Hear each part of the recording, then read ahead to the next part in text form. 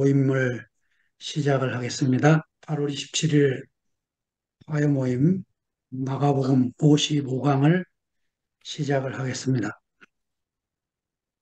오늘은 소경 바디메오를 고치시는 예수님 말씀인데요. 마가복음 10장 46절부터 52절을 제가 읽어드리겠습니다. 너희가 여리고에 이르렀더니 예수께서 제 아들과 허다한 머리와 함께 여리고에서 나가실 때 디메오의 아들인 소경거지 바디메오가 길가에 앉았다가 나사렛 예수시란 말을 듣고 소리질러 가로되 다윗의 자손 예수여 나를 불쌍히 여기소서 하거늘 많은 사람이 꾸짖어 잠잠하라 하되 그가 더욱 심히 소리질러 가로되 다윗의 자손이여 나를 불쌍히 여기소서 하는지라. 예수께서 머물러 서서 저를 부르신다 하시니 저희가 그 소경을 부르며 이르되 안심하고 일어나라 너를 부르신다 하매 소경이 겉옷을 내어버리고 뛰어 일어나 예수께 나아오거늘 예수께서 일러 가라사대 내게 무엇을 하여 주기를 원하느냐. 소경이 가로되 선생님이여 보기를 원하나이다. 예수께서 이르시되 가라 내 믿음이 너를 구원하였느니라 하시니 저가 곧 보게 되어 예수를 길에서 쫓으니라. 아멘.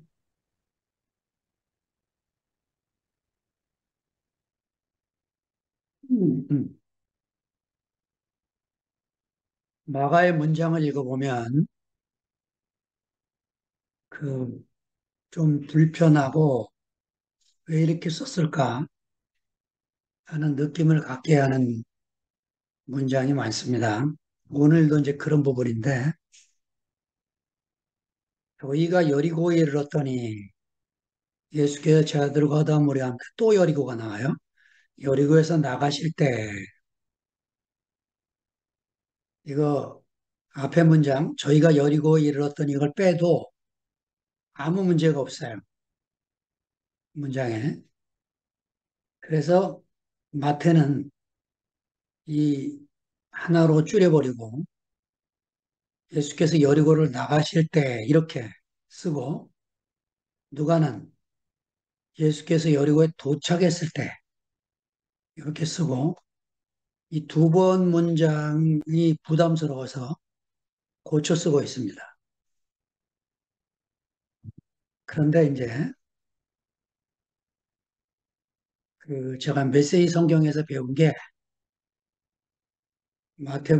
시편 1편 1 말씀에 묵상이라는 단어를 말씀을 곱씹는다고 표현했어요. 곱씹는다. 그래 마가의 이런 표현을 왜 이렇게 두 번을 표현했을까 곱씹어 보다가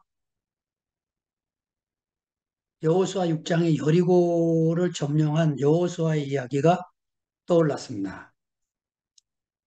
그래서 그 여호수아 6장을 읽어보니까 여리고라는 성이 얼마나 그 커다란 성인지 난공불락의 성이에요. 가나안 땅을 들어가는 첫 성입니다. 여기를 점령하지 않으면 다음을 점령할 수가 없는 첫 성을 만났는데 그 고고학자들 얘기가 마차가 두 대가 동시에 지나갈 정도로 성벽이 이렇게 두꺼웠대요. 그러니까 뭐 지금 대포나 나타나야 부서뜨릴 그런 그 당시의 무기로는 성을 허물 수가 없는 그런 이제 상황인데 하나님이 뭐라고 말씀하시냐면 하루에 한 바퀴씩 6일을 돌고 7일째 되는 날 7바퀴 돌아라. 그러면 성이 무너질 거다.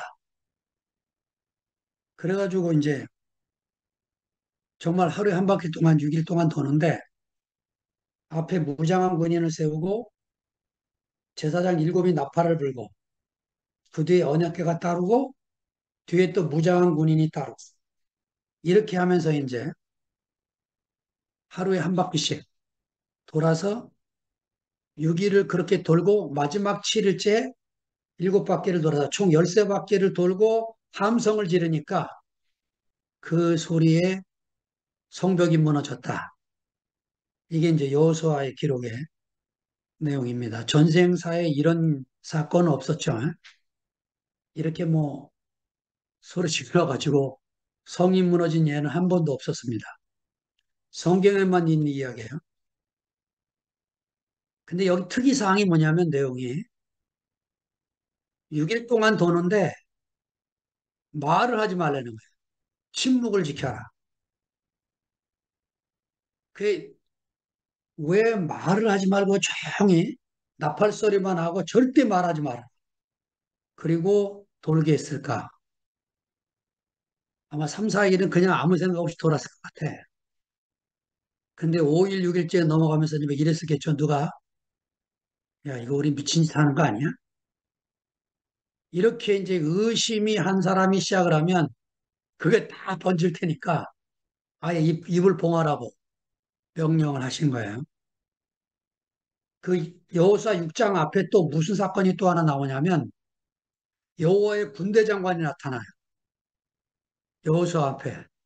여호사가 딱 무릎 꿇으니까 뭐를 요구하시냐면 모세에게 했던 말씀, 네 발에 신을 벗어라. 이렇게 명령을 합니다. 자, 네 발에 신을 벗어라. 이게 뭡니까? 네 생각을 내려놔라. 이 전쟁은 네가 힘쓸 수 있는 게 아무것도 없다. 내가 할 테니까, 내가 앞장서서 싸울 테니까 너는 조용히 내가 시키는 대로만 따라와라. 이게 네 발의 신을 벗으라는 얘기. 우리가 이제 교회 생활 안에서 매번 경험하는 게 이런 내용이죠.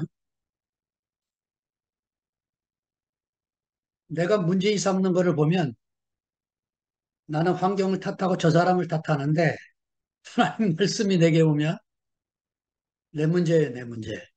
그래서 사람 문제인 줄 알았더니. 자, 그래서 이제 입 딱 닫고 하나님이 시키는 대로 오른쪽으로 가자 그러면 오른쪽으로 가고 왼쪽으로 가자 그러면 왼쪽으로 가면 되는 그런 삶이 시작이 되는 거죠. 자, 그러니까 마가가 저희가 여리고에 들어갔다 이를 도착하자마자 또 여리고에서 나가실 때 바디메오를 만났다. 뭘 보여주려고 합니까? 이미 예수님이 여리고를 딱 접수했어요. 여리고 끝. 이 여리고는 예루살렘을 가기 위한 길목이에요, 길목.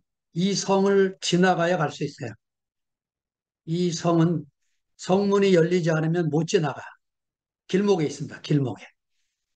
그 이제 이미 도착을 했고 지나갔어요.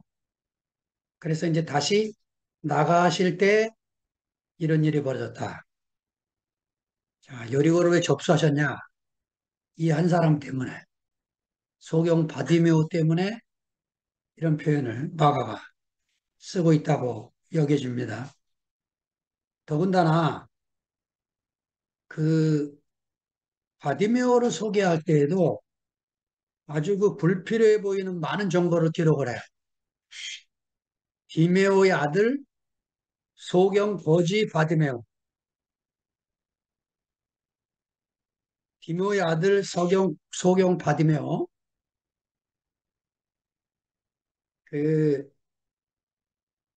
마태는 이게 부담스러워서 소경 두 사람 이렇게 쓰고 누가는 한 소경 이렇게 기록을 하면서 이름을 안 씁니다. 이름을. 예. 그,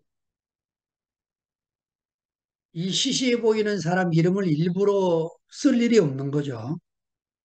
그런데 이제, 예, 뒤에서 보겠지만은, 이 마가가 이 디메오의 아들 바디메오를 굳이 이렇게 가리키는 이유가 이제 있는 거죠.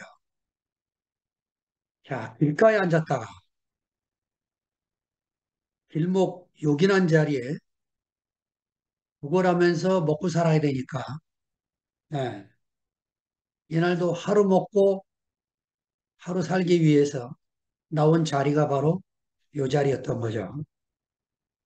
나사렛 예수시란 말을 듣고 소리질러 가로되 다윗의 자손 예수여 나를 불쌍히 여기서 하거늘. 자, 47절. 나사렛 예수. 예, 그 소경이면서 거지인 바디메오. 아주 어울리는 만남입니다. 예, 그러니까 나사렛 예수시라는 이름을 듣고 가슴이 뛰는 사람은 소경 거지 바디메오밖에 없어요. 여리고 안에서. 사실은 이 예수의 출신이 갈릴리 나사렛인데 갈릴리도요. 세포리스 같은 데는 큰 도시입니다. 거기 출신은 좀 알아줘. 근데 나사렛 하면 그 어느 동네지? 제가 가끔 홍성에 삽니다 그러면 아 강원도 횡성이요? 이런 말을 한다고. 홍성을 몰라요. 횡성은 잘 알아도. 우리 해정래 누님 사시는 횡성은 잘 알아. 근데 홍성을 몰라.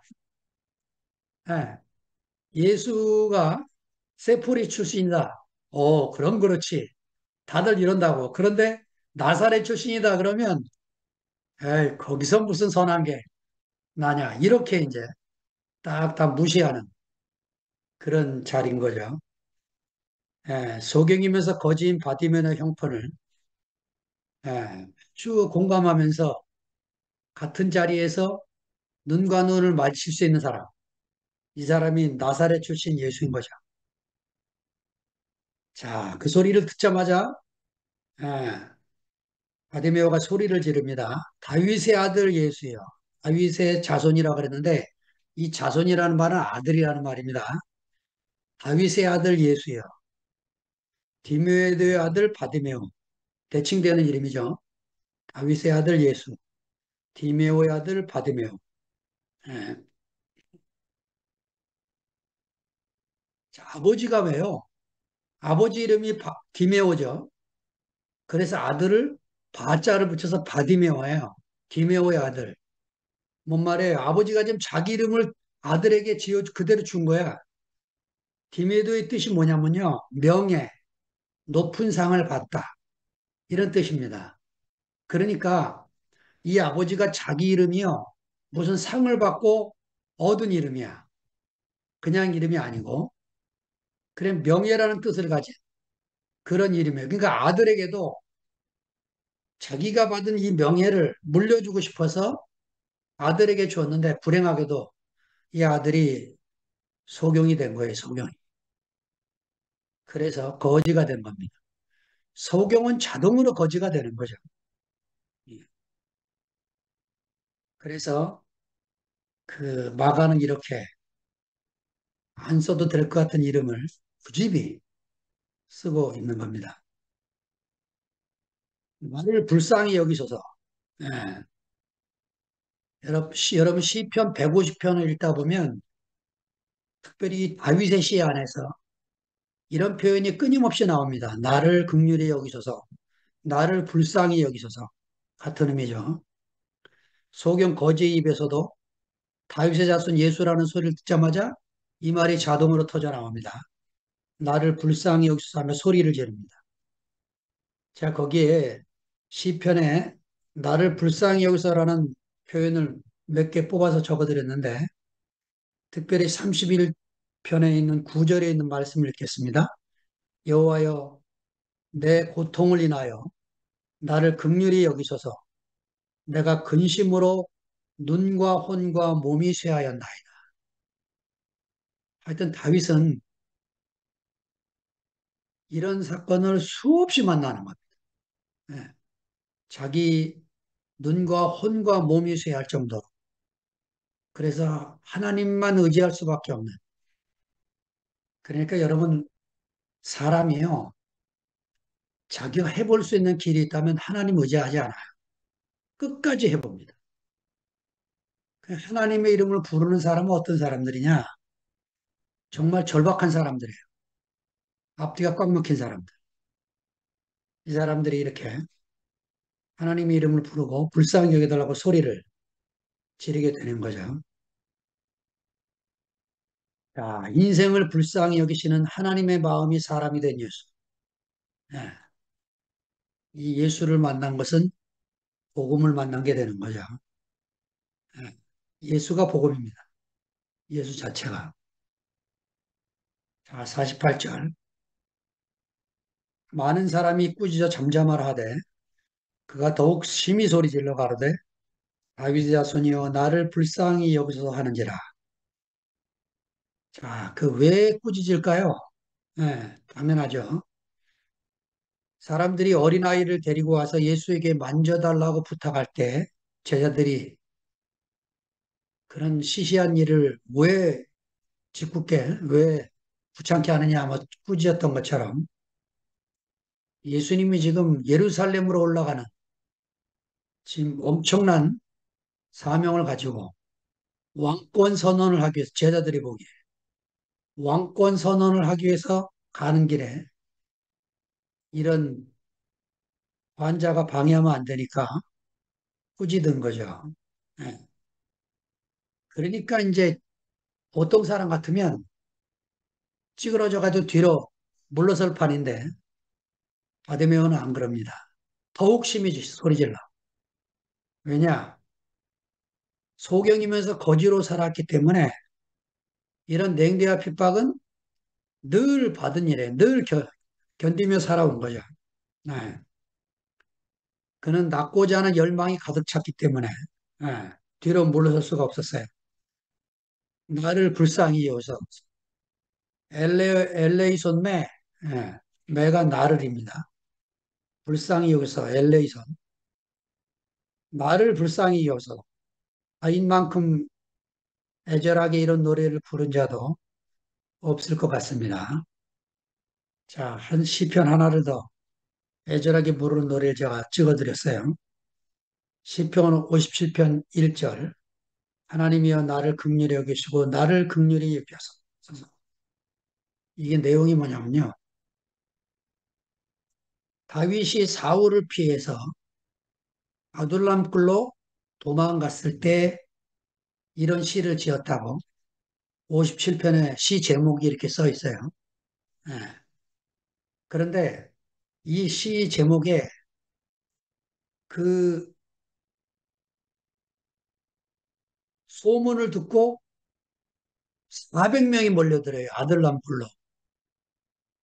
근데 모여든 사람들이 쓸만한 사람들이 아니고 환난당한 자, 마음이 원통한 자, 빚진 자 이런 사람들이 몰려듭니다. 예. 그러니까 지금 사울을 피해서 도망 다니는 이 다윗이 혼자 도망 다니기도 바쁜데 놀란 굴이 깊은 모양의 굴이 400명이 붙으니까 이 먹사는 일이 보통 일이 않잖아요. 이렇게 이제 하나님이여 나를 긍휼히 여기시고 긍휼히 여겨달라고 애절하게 구합니다. 이제 피하는 게 쉬운 일이 아니에요. 400명을 끌고 다녀야 되니까. 아, 예, 사실은 자본주의 안에서 이제 우리나라도 살만해서 얼굴은 다 편안해졌는데 아담 안에서 모든 사람의 내면 안에 이런 부르짖음이 있는 거죠. 나를 불쌍히 여겨달라. 내 스스로의 힘으로 해결할 수가 없다고. 그래서 우리나라도 경제력은 좋아져서 OECD 국가 안에서 제법 살만했는데 자살자는 점점 늘어나서 줄지를 않고 사는 건 빡빡해서 점점 어려워지고 있다 이겁니다.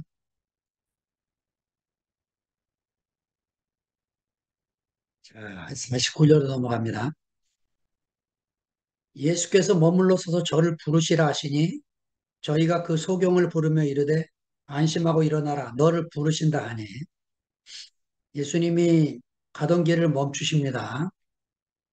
예, 보통 사람 같으면 불쌍한 맹인에게 동전 몇 푼 주고 갔겠죠. 그러나 주님은 그런 분이 아니죠. 지금 비장한 마음으로 예루살렘을 향하여 가는 길이지만 이 소경 거지가 부르짖는 소리에 길을 멈추게 됩니다. 저는 이런 주님 앞에 늘 심판이 되는 사람이에요. 제가 어떤 사람이냐면 뭐 MBTI 이런 거 뭐 안 해봐서 모르는데 제가 일지향적인 일 중독자입니다. 그래서 일이 보이면 사람이 안 보여요. 그래서 그거를 해결해야지. 예. 그러니까 그 일에 미쳐갖고 늘 사람을 놓치고 사람에게 상처 주고 이러는 사람이었어요. 아이고, 그러니까 저하고 같이 사는 우리 집사람이나 함께 살았던 형제들이 얼마나 힘들었겠어요. 그런데 주님은 그런 분이 아니죠. 예수님은 가던 길을 멈추고 이 소경의 부르짖음에 응답하시고 계시는 걸 봅니다. 무리들이 말합니다. 안심하고 일어나라, 일어나라. 자, 일어나라, 다르세이. 이 말은 예수님이 제자들의 풍랑과 씨름하고 있을 때 제자들을 돕기 위해서 가까이 가자 제자들이 유령인 줄 알고 막 소리 지르니까 예수님이 말씀을 하십니다. 안심하라 내니 두려워 말라. 그때 이 안심하라, 다르세이 똑같은 말을 지금 반복해 나옵니다. 그 공성에 몇 형제가 안 사는데 그 저한테 주례를 쓰고 그 살다가 도저히 결혼 생활이 안 된다고 홍성에 와서 내려와서 사는 젊은 부부가 있는데 요새 이제 애 하나 낳고 뭐 정신없이 살고 있어요. 그래서 자매가 마음이 가난해져 갖고 가끔씩 문자 와요. 말씀 하나 주세요. 말씀 좀 해주세요. 그 문자 보고 그 부탁을 볼 때마다 아이고 하나님 제가 뭔데 이런 말씀을 해달라고 부탁을 합니까? 어, 안심하고 일어나라. 이렇게 말씀하는 사람이 있으면 얼마나 복되겠습니까? 어? 안심하고 일어나라. 아무 문제 아니다. 어. 자, 세상 속에 살고 있지만 세상 일에 매몰되지 않는 사람. 이 사람이 필요한 거죠. 나랑 똑같이 세상에 살고 있는데 세상에 빠져 살지 않는 사람. 이 사람이 우리에게 있어야 풍랑 속에 있는 제자를 건지듯이 우리가 건짐을 받게 되는 거죠. 다음 구절이 있습니다. 소경이 겉옷을 내어버리고 뛰어 일어나 예수께 나아오늘. 겉옷을 내어버렸다. 이 소경의 겉옷은 굉장히 중요해요. 왜냐하면 요거 엉덩이 깔고 무릎 딱 덮으면 무릎 위에 동전을 던지고 가기 딱 좋은 거거든. 예, 돈벌이 밥그릇이에요, 밥그릇. 그런데 자기 인생을 송두리째 바꿔줄 주님을 만나니까 뭐 그거 붙들고 있을 일 없잖아요. 던져버리고 간 거, 내어버린 거죠. 자, 우리가 앞에서 부자 청년을 봤죠. 10장에서. 부자 청년도 동시에 예수님께 왔지만 버릴 것이 너무 많아서 근심하고 돌아갔어요. 이 소경처럼 버릴 것이 가벼운 사람, 버릴 것이 없는 사람. 이 사람이 복된 사람인 거죠. 겉옷을 내어버리고 뛰어 일어났다. 마가가 그리듯이 이렇게 용수철처럼 튀어 올라오는 바디메오를 그리고 있습니다. 우리가 이 언어의 마력이라는 게 놀라워요. 예. 이번에도 또 미국에서 또 놀라운 극작한 사람이 영어로 또 소설 하나를 써서 엄청나게 또 이제 히트를 치고 있는 모양인데, 그 소경 바디메오는 이날을 위해서 그 길에 앉아서 평생 구걸하고 있었던 거죠. 예. 저는 이 장면을 읽으면서 제가 1997년에, 7년도에 주님을 만났던 그날이 생생하게 제게도 떠오르게 되는 거죠. 예. 97년도는 여러분이 다 아듯이 IMF 터진 해입니다. 하필 그때 대우교회를 만났어요. 야, 뭐, 제가 먹고 살 길은 없지. 형제들과 함께 살고 있지. 제가 대우교회를 들어간다 그러면 빚은 1억 5천원이었지. 은행 이자는 그때 이율이 25%였어요. 어마어마한 이자가 나가고 있지. 어떻게 할까 막 앞이 캄캄한데 주님이 저를 부르시니까 그 거지보따리 툭 던지고 거지 깡통 던지고 주님을 향해 제가 가더라고. 제가 두 딸 앉혀놓고 이런 말을 했어요. 내가 아빠가 드디어 살 길을 찾았다. 아빠가 예수를 알려고 평생을 걸어왔는데 그 예수를 알 수 있는 길을 찾았다. 아빠를 믿고 따라와 줘라. 아빠가 이제 시작이기 때문에 옛날 모습 그대로 살고 있을지 모르지만 반드시 변할 거다. 그 변할 때까지 아빠를 기다려주고 믿고 따라와 줘라. 그렇게 하고 시작한 길이에요. 예, 그렇게 시작한 길이 27년이 지났습니다. 정말 꿈만 같아요. 어떻게 그 제가 대학교에 들어갈 때 교인들이 다 반대했어요. 왜 그렇게 좋으면 가서 배워와서 가르치지. 왜 목사님이 남의 교회를 따라가냐고. 우리 교인들은 자존심이 상했나 봐요. 오히려 자존심이 상할 사람은 전데 목사가 목사를 따라간다니까 용납이 안 된단 말이에요. 예, 바디메오의 이 심정이 제 심정이었습니다. 주님을 향해서 뭐 뛰어 일어나 달려가는 거죠. 51절 예수께서 일러 가라사대 내게 무엇을 하여 주기를 원하느냐 소경이 가로되 선생님이여 보기를 원하나이다. 질문 자체가 이상해요. 저는 이거 읽을 때마다 아니 안 못 보는 소경한테 내가 무엇을 해주기를 원하냐 그러면 당연히 이런 대답이 나오지 않겠습니까? 그런데 주님은 어떤 분이냐? 자기가 주고 싶어 하는 걸 주시는 분이 아니에요. 동전을 달라는 사람한테는 동전을 주고 필요를 요청하는 사람한테는 필요를 얘기하고 예. 예수 자신을 원하는 분한테는 자기 생명을 주시는 분이죠. 예. 또 뭐 하나 간절한 마음이 없으면 그냥 또 지나가시려고 하는 분이고 엠마오의 두 제자처럼 예. 붙들지 않으면 지나가시는 분이세요. 자, 이 아주 예수를 세밀하게 알도록 사복음서 가지고 다 각자 자기가 만난 예수를 그려주게 있는 게 감사합니다. 선생님이요 하고 부르는데 원문에는요. 나의 선생님이요. 라보니요 이렇게 요한복음 20장 16절에 있는 것처럼 그렇게 부릅니다. 그러니까 선생님이요 하고 나의 선생님이 하고 어감이 다르죠. 지금 아데메오는 이미 예수님을 친밀하게 느끼고 이렇게 말하는 거예요. 보기를 원한 아이다. 예. 앞에 두 제자는 예수님의 좌우편, 영광의 자리를 요구했어요. 그러나 이 거짓 소경은 보기를 원합니다. 뭘요? 참사람 예수를 보기를 원합니다. 이렇게 요청을 합니다. 한스 킹이 이런 말을 했습니다. 캐톨릭 신학자인데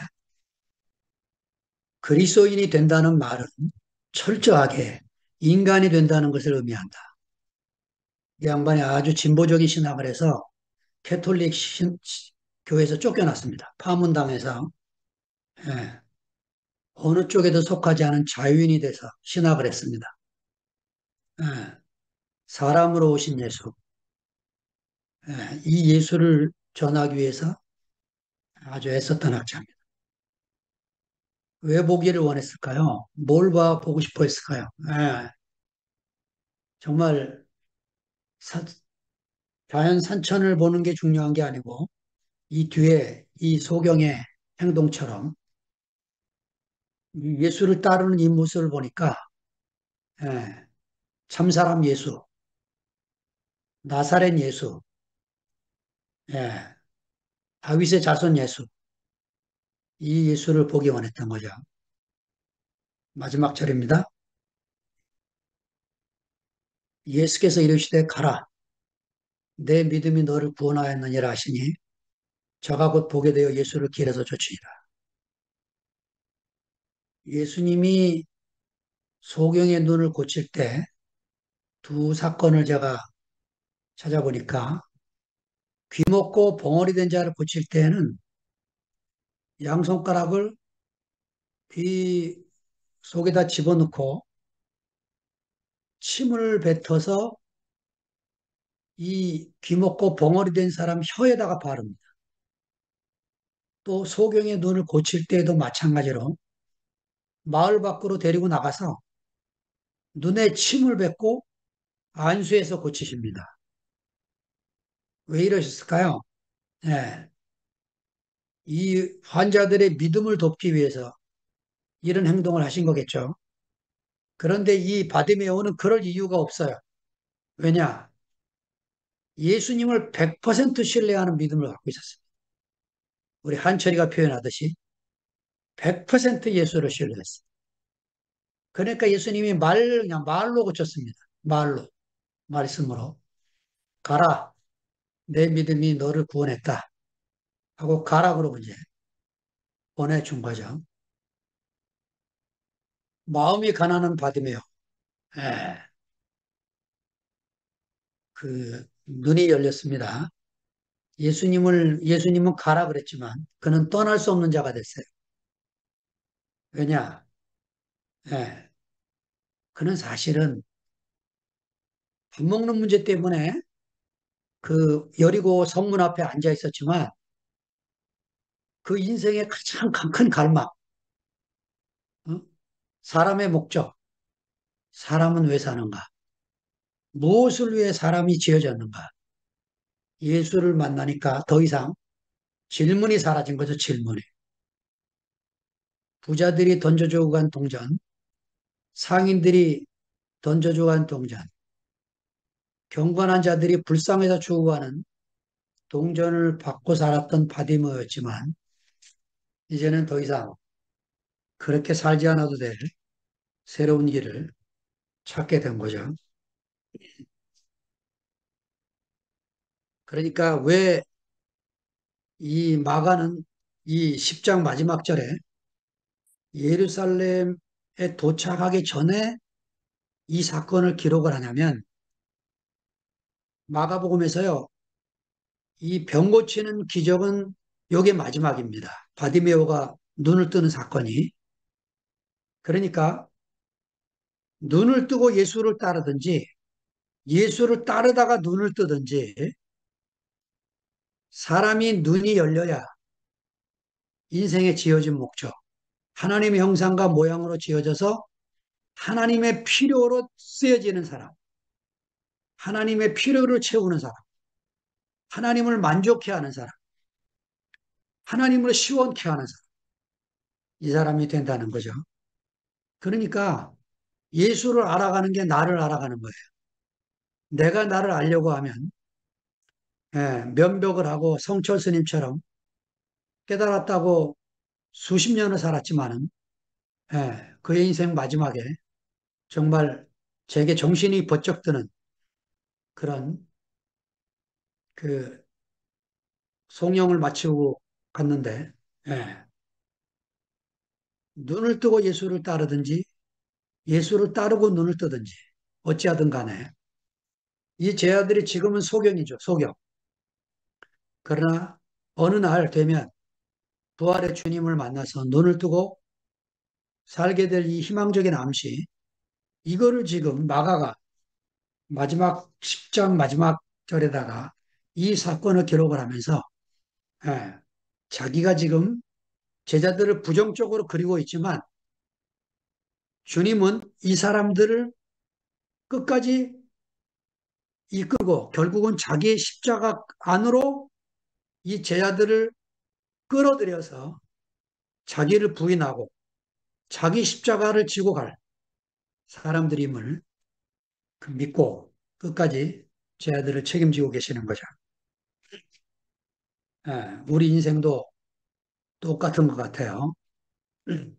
바디메오 안에서 저도 발견이 되고 여러분도 발견이 되리라고 믿습니다.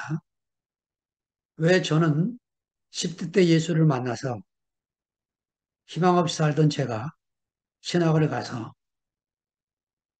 목사가 되고 10여 년 이상을 목사로 살다가 답이 없는 그 세계에서 엄청난 사건을 제가 사실은 뭐 목회자로서 자격이 없는 사람이고 가장으로서 아버지로서 자격이 없는 사람이었죠. 애들 밥 먹일 생각을 안 하고 예수하는 길로만 사니 그래서 제가 서울교회 제 둘째 딸 친구가 있었는데 그 친구 아버지가 스님이 되겠다고 그 엄마와 딸을 버리고 스님이 되신 그 딸이 있어요. 제 둘째 딸 친구인데 제가 그 둘째 딸 친구한테 이제 그런 얘기를 했습니다. 내가 이 길을 와보니까 너희 아버지도 얼마나 답답했으면 그렇게라도 해서 인생이 무엇 때문에 사는지 그 참 진리를 알고 싶어서 갔던 것 같다.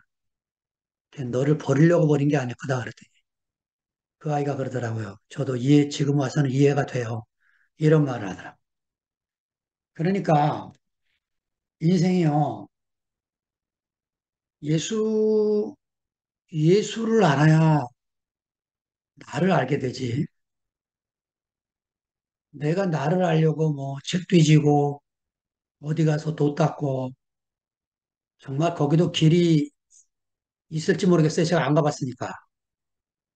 그런데 정말 제가 예수 안에서 참 사람의 길을 알고 나니까 아, 하나님이 우리에게 이 참 사람 예수를 선물로 주신 게 이게 얼마나 놀라운 복음이고 놀라운 축복인지요. 여러분과 함께 이 화요일마다 부족한 이 말씀을 제가 준비해서 여러분과 나누게 된 게 여러분에게는 어떤지 모르겠지만 저에게는 큰 축복이 됐고 정말 화요일마다 이렇게 참여해 주시는 여러분이 너무 고맙고 예, 이 화요일 이 한 번 말씀을 위해서 제가 목요일이 되면 준비 시작을 해서 화요일까지 오로지 이 말씀을 위해서 살고 있는 사람이 됐습니다. 얼마나 감사한지요. 주님을 찬양합니다. 아멘. 아멘.